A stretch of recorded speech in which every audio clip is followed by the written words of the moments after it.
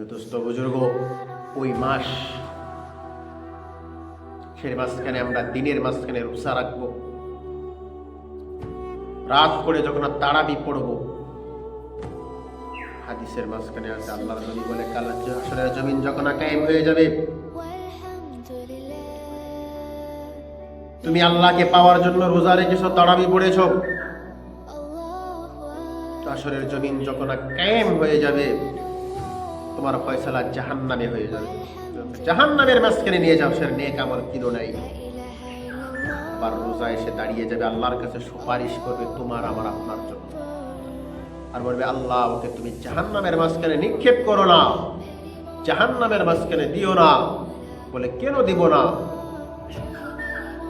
আল্লাহ তুমি জানো না, আল্লাহ ও দিনের মাঝখানে রোজা রেখেছে,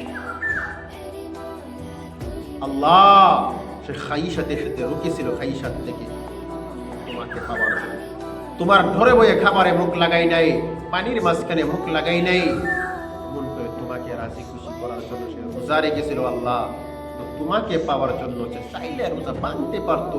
আমি রোজা সাক্ষী দিতেছি, আমি রোজা তোমার কাছে সুপারিশ করতেছি, তুমি তাকে জাহান্নামের মাঝখানে দিও না, জাহান্নামের মাঝখানে দিও না। এমন করে ওই বান্দাটা জাহান্নামের ফয়সালা হয়ে যাবে।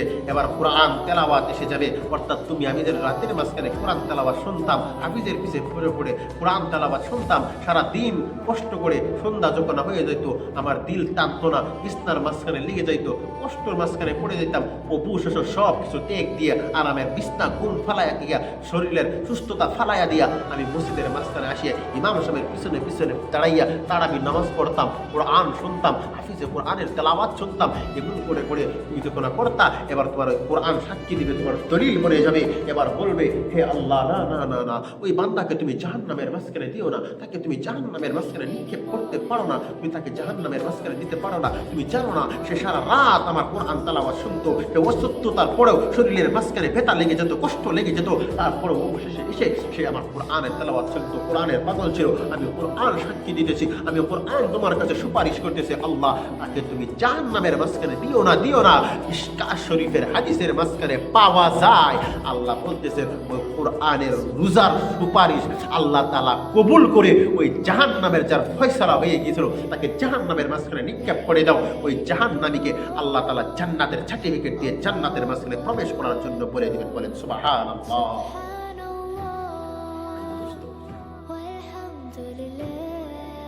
এমন দামি আসে পার হয়েছে।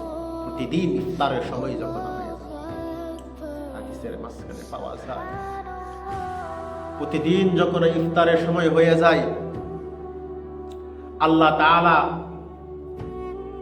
একজন নয়, দুইজন নয়, 1000 নয়, 2000 নয়, এমন করে করে 10 লক্ষ মানুষ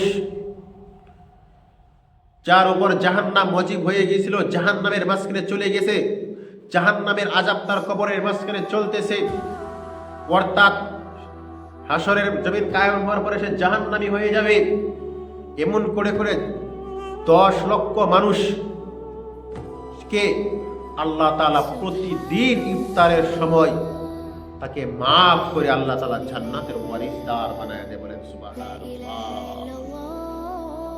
ও মানুষ, কোন রব্বে করিমকে তুমি ভুলে রয়েছো, যিনি রহমান, যিনি রহিম, যিনি করিম, যিনি বান্দাকে মাফ করে দেয়, বান্দাকে আদর করে, ও তো ভালোবাসে। আজকে কার দুঃখার মাঝখানে পড়ে, কোন দুনিয়ার ঝামেলার মাঝখানে পড়ে, কোন দুনিয়ার পিছনে পড়ে পড়ে তুমি ওই রব্বে করিমকে ভুলে রয়েছো। ভাইও দোস্ত বুজুর্গ, ওই রব্বে করিমকে তুমি ভুলে রয়েছো। ইয়া আইয়ুহাল ইনসানু মা গাররাকা বিরাব্বিকাল করিম আল্লাযী খালাকাকা ফাসাওয়াকা ফাআদালাক ফি আইয়ি সূরাতিন মা শাআ রাক্কাবাক। কোনদিন কল্পনা করে দেখেছো, কোনদিন ভেবেছো, কোনদিন ওই কোরআনের তাফসীর খুলে দেখেছো কোরআনে কি বলতেছে? কোন আলিমের দিনের কাছে গিয়েছো, কোন আলিমের কাছে গিয়ে শুনেছো আল্লাহ কি চাইতেছে? আল্লাহ তো আফসোস করে বলতেছে, বান্দা তোরে অত আদর কইরা, অত যত্ন কইরা তোরে বানাইছি,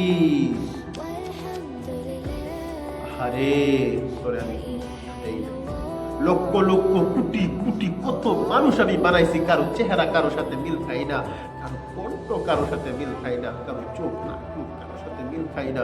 তুই হাজার হাজার লক্ষ লক্ষ মানুষের সম্মুখে দাঁড়াইয়া থাকলেও তোর আব্বা চিনে ফেলে ওটা আমার সন্তানের মুখ, তুই চিনে ফেলো সেটা আমার আব্বার মুখ, আব্বার মুখ ওটা আমার পায়ের মুখ, আত্মীয় স্বজনের মুখ। এমন করে তুই চিনে ফেলিস, কত সুন্দর কইরা তোরে আমি বানাইলাম, নাকের জায়গায় নাক দিলাম, মুখের জায়গায় মুখ দিলাম, কানের জায়গায় কান দিলাম, আসবুজ আজকে সদা আসবুজ। তুই আজকে ওই রব্বে কারিমকে বলে রইলি, ওই রব্বে কারিম তো তোর মাফ